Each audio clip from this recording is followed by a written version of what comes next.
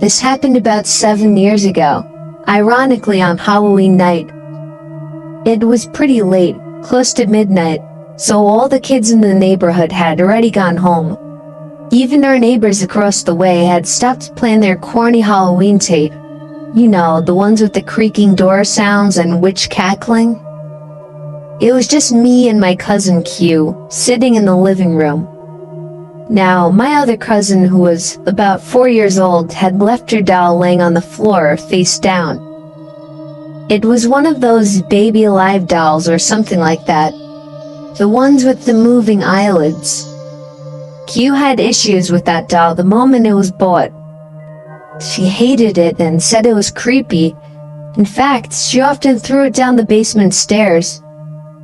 I had no problems with it, and so it stayed on the floor so my little cousin could pick it up in the morning. It was very quiet for about half an hour, until I heard a loud, rasping, shuffling noise that seemed to be coming from outside. It sounded like an older man right outside our window. I turned to Q, who looked back at me. "Did you hear that?" "It's probably the neighbor's tape again," she said. She went back to typing on her computer. It was silent for another minute before we heard the rasping noise again, louder this time.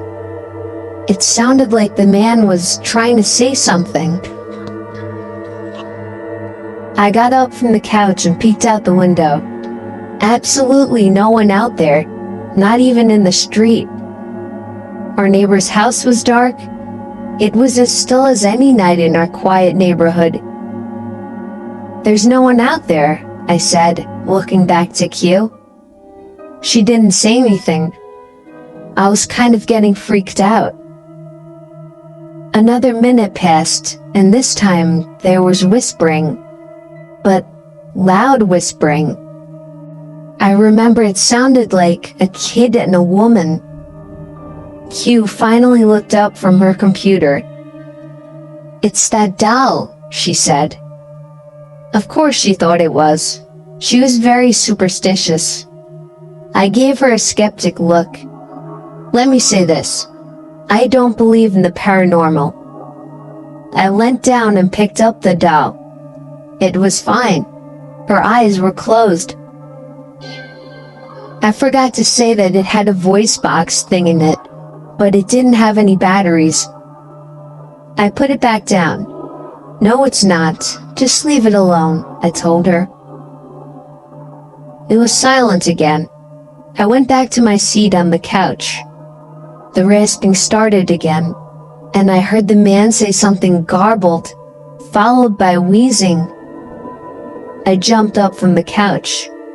I was going to see if it was coming from the backyard. Just as I started walking, I noticed that the doll had moved a little. I picked it up again and turned it over. Its eyes were open and it was heavier than before. I dropped it and Q threw it down the basement again.